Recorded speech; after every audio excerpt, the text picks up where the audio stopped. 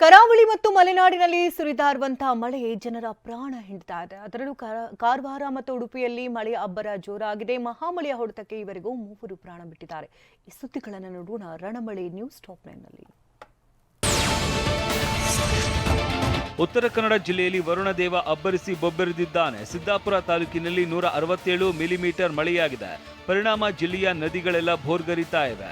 ಗಂಗಾವಳಿ ನದಿ ಅಬ್ಬರಕ್ಕೆ ಅಂಕೋಲಾ ತಾಲೂಕಿನ ಬಿಳೆಹೊಂಗಿ, ಮಂಜುಗುಣಿ, ಪಣಸಗೋಳಿ, ಹೊನ್ನೆಬೈಲು ಸೇರಿದಂತೆ 5ಕ್ಕೂ ಹೆಚ್ಚು ಗ್ರಾಮಗಳು ಸಂಪೂರ್ಣ ಜಲಾವೃತವಾಗಿವೆ.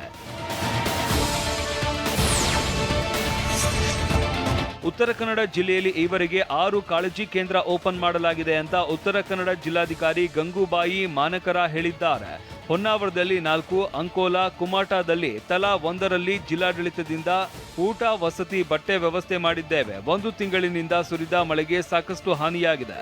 ಓರ್ವ ಮಹಿಳೆ ಜಾನುವಾರು ಸಾವನ್ನಪ್ಪಿ 92 ಮನೆಗಳಿಗೆ ಹಾನಿಯಾಗಿದೆ. ಸದ್ಯ ತಲಾ 35 ಜನರ 2 NDRF ತಂಡ ಜಿಲ್ಲೆಗೆ ಆಗಮಿಸ್ತಾ ಇದೆ ಅಂತ ಮಾಹಿತಿ ನೀಡಿದ್ದಾರೆ. ಉತ್ತರ ಕನ್ನಡ ಜಿಲ್ಲೆಯಾದ್ಯಂತ ಇವತ್ತು ಕೂಡ ಮಳೆ ಮುಂದುವರಿಯುವ ಮುನ್ಸೂಚನೆ ನೀಡಲಾಗಿದೆ. ಹೀಗಾಗಿ ಉತ್ತರ ಕನ್ನಡ ಜಿಲ್ಲೆಯ 3 ತಾಲೂಕಿನ ಶಾಲೆಗಳಿಗೆ ಇವತ್ತು ರಜೆ ಘೋಷಣೆ ಮಾಡಲಾಗಿದೆ. ಕುಮಟಾ, ಭಟ್ಕಳ, ಹೊನ್ನಾವರ ತಾಲೂಕಿನ ಶಾಲಾ ಕಾಲೇಜಿಗೆ ಇವತ್ತು ರಜೆ ಇರಲಿದೆ. ಹವಾಮಾನ ಇಲಾಖೆ ಮುನ್ಸೂಚನೆಯಂತೆ ಜಿಲ್ಲಾಡಳಿತ ರಜೆ ಘೋಷಣೆ ಮಾಡಿದೆ. ಭಾರೀ ಮಳೆಯ ಕಾರಣ ಉಡುಪಿ ಜಿಲ್ಲೆಯ 3 ತಾಲೂಕುಗಳಲ್ಲಿ ರಜೆ ಘೋಷಣೆ ಮಾಡಲಾಗಿದೆ. ಬೈಂದೂರು, ಕುಂದಾಪುರ, ಬ್ರಹ್ಮಾವರ ತಾಲೂಕಿನ ಶಾಲೆ ಮತ್ತು ಪದವಿ ಪೂರ್ವ ಕಾಲೇಜುಗಳಿಗೆ ರಜೆ ಘೋಷಿಸಲಾಗಿದೆ. ಆದರೆ ಪದವಿ, ಸ್ನಾತಕೋತ್ತರ ಪದವಿ, ITI, ಇಂಜಿನಿಯರಿಂಗ್ ಮುಂತಾದ ವಿದ್ಯಾರ್ಥಿಗಳಿಗೆ ರಜೆ ಇರೋದಿಲ್ಲ ಅಂತ ಕುಂದಾಪುರ ಉಪವಿಭಾಗ ಸಹಾಯಕ ಆಯುಕ್ತೆ ರಶ್ಮಿ ಆದೇಶ ಹೊರಡಿಸಿದ್ದಾರೆ. ಉಡುಪಿಯ ರಟ್ಟಾಡಿಯಲ್ಲಿ ಭಾರೀ ಸುಂಟರಗಾಳಿ ಬೀಸಿ 40ಕ್ಕೂ ಅಧಿಕ ಮನೆಗಳಿಗೆ ಹಾನಿಯಾಗಿದೆ. ಜೊತೆಗೆ ಸುಂಟರಗಾಳಿ ಹೊಡೆತಕ್ಕೆ 5,000ಕ್ಕೂ ಅಧಿಕ ಅಡಿಕೆ ಮರಗಳು, 2,000 ರಬ್ಬರ್ ಮರಗಳು ಸರ್ವನಾಶವಾಗಿದೆ.